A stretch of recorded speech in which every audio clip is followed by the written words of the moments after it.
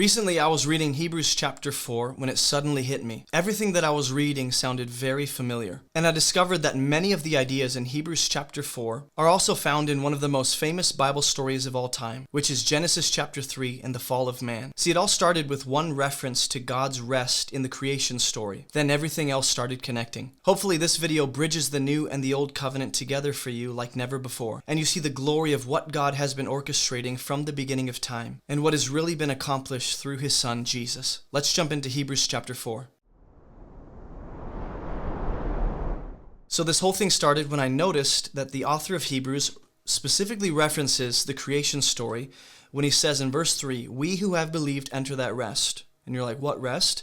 Then he quotes Psalm 95, "As I swore in my wrath, they shall not enter my rest." And then he's going to refer to Genesis 2. Even though his works were finished from the foundation of the world, and you should be thinking creation. For he has somewhere spoken of the seventh day in this way: God rested on the seventh day from all his works. So, when I make connections between Hebrews 4 and Genesis chapter 3, I don't believe that these connections are unfounded. I don't think they're fabricated. I don't think they're unrealistic or unreasonable. Rather, it started with this, hey, he's referencing creation, so let's see if there's any other connections between Hebrews 4 and the creation story, or even the fall of man in Genesis chapter 3. So, we're going to start in verse 1, and I'm going to show you line by line, verse by verse, how this all connects to Genesis 1 through 3. It says, "While the promise of entering his rest still stands, let us fear, lest any of you should seem to have failed to reach it. For good news came to us just as to them, but the message they heard did not benefit them, because they were not united by faith with those who listened. For we who have believed enter that rest, as he has said, 'As I swore in my wrath, they shall not enter my rest,' even though his works were finished from the foundation of the world." So this is where I want to pull out the spreadsheet and begin looking at this, okay? So for instance, we see the theme of entering versus exile in both Hebrews 4 and Genesis 1 through 3. So in verse 3, it talks about entering God's rest. If you go to Genesis chapter 2, verse 1 through 3, it talks about how God made Adam from the dust, placed him in the garden, and then he makes Eve, or woman, from his side, from the rib, from that space in his side. And then you have Adam and Eve, Adam, humanity, placed in the garden presence of God, a kind of exaltation in that sense, where they're brought into the rest of God. And then in Genesis chapter 3, when they fall and rebel, they're actually exiled from that rest. So technically, they are brought into the seventh day rest. After God makes mankind, he rests, and that becomes like the condition that humanity exists in with God in the garden. In verse 3 of Hebrews 4, we also see God finishing the work of creation.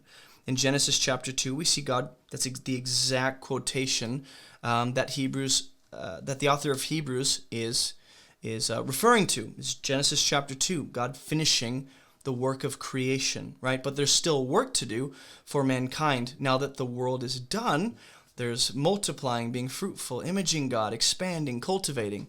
In verse 4 of Hebrews chapter 4, we're about to see that the seventh day is explicitly referenced. Just as we see in chapter 2, mankind is kind of brought into that seventh day rest. And then I'm going to bring us back to now Hebrews 4. It says, "For he has somewhere spoken of the seventh day in this way, and God rested on the seventh day from all his works. And again in this passage he said, 'They shall not enter my rest.' Since therefore it remains for some to enter it, and those who formerly received the good news failed to enter because of disobedience, again God appoints a certain day, saying through David," right, eventually in Psalm 95, David will say, "Today if you hear his voice, don't harden your hearts." There's another day where rest is promised, an appointed day that God has given. So when we go back to the spreadsheet, in verse 6 we see that Israel is primarily who the author is referring to.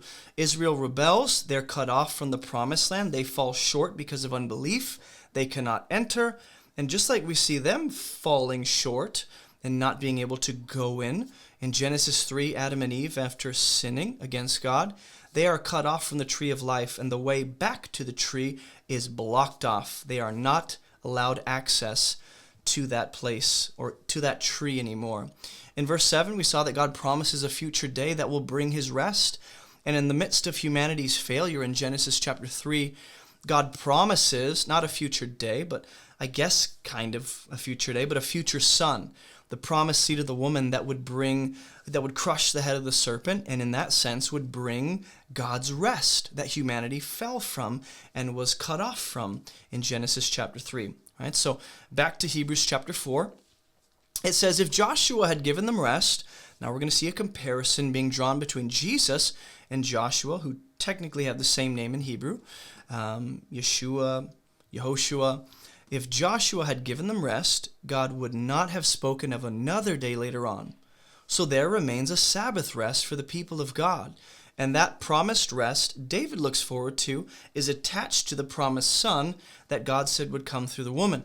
For whoever has entered God's rest has also rested from his works, just as God did from his. Right? So there's a similarity between the rest we experience and the rest God demonstrated in Genesis 2 after finishing creation. Let us therefore strive to enter that rest, so that no one may fall by the same sort of disobedience. And very simply, the way we strive is by believing and trusting, placing our hope and faith in the gospel message of Jesus and his finished work. Otherwise, you fall by the same sort of unbelief and rebellion that the Israelites experienced in the wilderness when they didn't get into the promised land. So he says in verse 12, the word of God is living and active, sharper than any two-edged sword. And so the word of God, its sharpness, its ability to pierce, is compared to that of a two-edged sword. And this is not the only time in Scripture where the word of God is compared to a sword or represented by a sword. It's piercing to the division of soul and spirit, of joints and marrow, and discerning the thoughts and intentions of the heart. So back to the spreadsheet, we see that there's a way into the promised land. And for Israel, it's by believing in the word of God, by having faith in his promises, by taking him at his word. And the way back to the tree of life in Genesis 3, it's blocked off, right? But the way back in, essentially, we see developed throughout the Bible, the way back to God, back to rest in the tree of life is through faith in the only appointed way that God has given back to himself, that is his Son, who is the way to the Father. We see in verse 12, the word of God is a sword, or likened to a sword. Its sharpness, its ability to separate and pierce. And it's actually, the word of God is compared to a sword in the sense that the sword is keeping people out or letting people in. It's playing a kind of guardian role. The basis for your entry or your falling short is what you do with this word that is likened to a sword. And in Genesis 3, weirdly enough, the way back to the tree of life is blocked off, not just by cherubim, these spiritual beings, but by a flaming sword that keeps Adam and Eve back away from the tree of life. So in both instances, there's a kind of guardian sword, you might say, if I haven't been keeping track with the themes. You have entering versus exile right here. You have the finished work, God's rest, disobedience, right? The means of falling short and not getting in, unbelief. A future seventh day of rest that's promised, the way in through faith, and the guardian sword. Now, back to verse 13. It says, no creature is hidden from his sight, but all are naked and exposed to the eyes of him to whom we must give account. And I believe that, yes, this is referring to God, but even more in context, to be specific, it's referring to Jesus, who is the Word of God, who has the double-edged sword coming out of his mouth. And it says, since then, actually I'm going to focus on verse 13 for a minute. So now we see the theme of God's judgment, right? In verse 13, God's judgment is based on what Israel does with his word in the wilderness. Will they believe or will they not? Based on that, they'll either get in or they will fall short. In Genesis 3 verse 11, the basis for God's judgment against Adam and Eve is what they did with his word. They knew they weren't supposed to eat from the tree of life. They reject that, rebel, and choose to eat anyway in their own, rebellion and pride. So God judges them on that basis for what they do with his word. In verse 13, we see everyone being naked before God and having to give an account. Like, you're exposed. You have nothing to cling to. God sees you for what you really are, And in Genesis chapter 3, we see this same concept of nakedness. Adam and Eve, after eating, they're found naked, unclothed. They're hiding from God, but they have to give account to him even in their nakedness and their man-made clothing. Right? Verse 13, we also see the Word of God. And I think the Word of God primarily refers to Jesus, who John and Revelation tell us is the Word.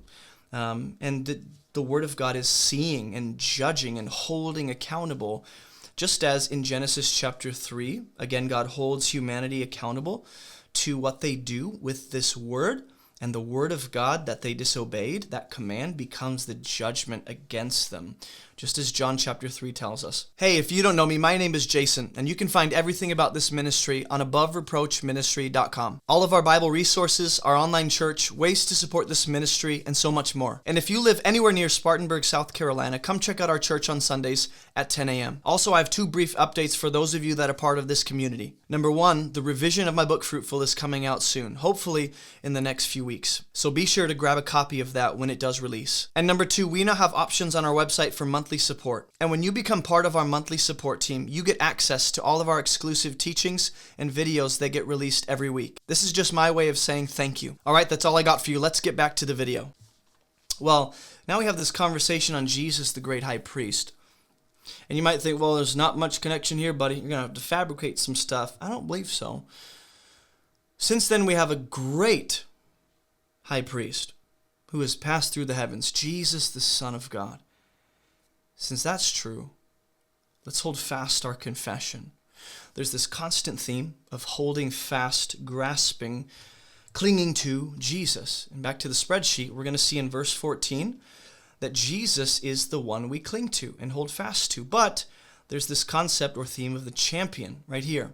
Jesus handles our sin and the law, passes through the way back to God, and gives us access to God again by going ahead of us and preparing the way for us to enter in.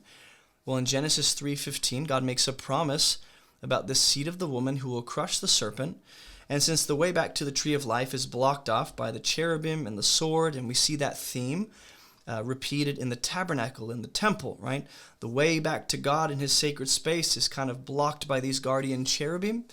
Jesus, I think the cherubim and the sword in Genesis chapter 3 are representing the law. And Jesus will handle that to make a way back into the tree of life for us. And it's not just he becomes the way back to the tree of life. God brings the tree of life to us in his Son, who is the tree that we eat from in faith. And so there's this call to hold fast or to grasp onto Jesus, right? This reaching for. What are you reaching for? And in verse 14 it says, hold fast to Jesus. And then Philippians 2 will tell us Jesus did not reach for equality with God. He didn't consider equality with God a thing to be grasped. In other words, he didn't reach for what God withheld. He reached for the food that God has provided in the sense that he only did the will of the Father, and we're to do the same. There is food, manna from heaven, the true bread of life that God has provided in his Son. That's what we're called to eat and feast on and trust in. Well, in Genesis 3, Adam and Eve, instead of holding fast to the Word of God, they use their hands to take what they think will make them like God. They reach for and grasp onto what God had forbidden, which is the forbidden fruit, the knowledge of good and evil. All right, so there's this contrast. Adam and Eve reached for the food God withheld.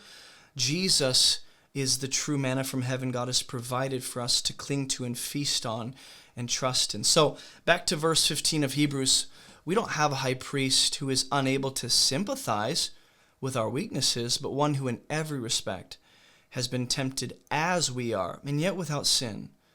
In light of that, let's with confidence draw near to the throne of grace, so that we may receive mercy and find grace to help in time of need. So there's this call, once again, cling to the true, ultimate, eternal, greater high priest. And what's interesting is within the context of Jesus being high priest, there are several things referenced. The first thing being this direct statement about him being a high priest. Jesus is the ultimate high priest of God who brings us into the true sacred space of God. In Genesis chapter 2, Adam and Eve are set forth as the first priest and priestess of God, brought into the first sacred space, that being the Garden of Eden, presence of God, this high sacred mountain where God and mankind dwell together, and Adam and Eve are commissioned to rule the earth on behalf of God under his authority. So in that sense, they're commissioned to not just be kings, but also priest and priestess, in the sense that they represent God and they bring the sacrifice of obedience to his commands, fruitfulness and multiplication and cultivating and obedience. So we see that the Jesus is the ultimate high priest that Adam and Eve failed to be. Not that they were commissioned to be the high priest representatives of us, but their role, their priestly service kind of role, they failed. Jesus does not. Jesus is also set forth as the Son of God, the superior, uncreated, divine, eternal Son of God, the pre-existent one. In Luke 3:38, we see Adam is referred to as the Son of God, but he's the inferior. He's made from the dust. Jesus is sent from heaven. So we see that Son of God theme. In Hebrews 4:15, we also see the dimension of human weakness. So Jesus knows human weakness, and he resists sin perfectly. Like he knows all of the human weakness, but he doesn't give in to that and give in to sin. Adam and Eve give in to sin, and they actually create the weakness that Jesus needs to solve. We also see this comment on proximity to God, like, hey, draw near to God with confidence because you're clothed in the righteousness of Jesus. Well, contrasted with that, in Genesis chapter 3, we see mankind after sinning and covering themselves with fig leaves, they're hiding from God in shame. They're ashamed. They're in fear. Jesus has changed that, right? He's reversed that. There's a promise of rest at the bottom of all of this conversation, and all the way to at the beginning of verse 1. It talks about this promise of entering eternal rest by the finished work of Jesus. Well, in Genesis chapter 3, we're left on a kind of cliffhanger until we get to the rest of Genesis. And the cliffhanger is that God promises a seed of the woman is coming to bring us victory over the serpent, over evil, over darkness, and bring us back into the rest of God, the sacred presence of God, to restore us as priests and priestesses of God under his authority in the sacred space of Eden. But Jesus does not simply restore us back to what humanity fell from. He restores us to something better and superior. So the promise of rest has come in the Son, who is our champion. So all throughout Hebrews 4 and Genesis 3, 1 through 3 actually, creation, the fall, you see entering versus exile, the finished work, God's rest, all these different themes. And if you would like this spreadsheet, I'm just going to make it available by linking it in the description below for you to download for free, thanks to generous supporters like you guys. So thank you for watching this. I hope that those connections were not like fabricated and unfounded, but rather it starts with, hey, there's an allusion, there's a clear reference to Genesis 2. Let's see if there's anything else. Hebrews 4 is connecting back to the creation and the fall narrative in those first 3 pivotal chapters. And so hopefully this was helpful. Let me know in the comments if there's anything that stood out to you, any questions you have, any insights, anything you want to correct. Like this video, share, and subscribe if you have not already so you don't miss any of these videos, because more of these are coming.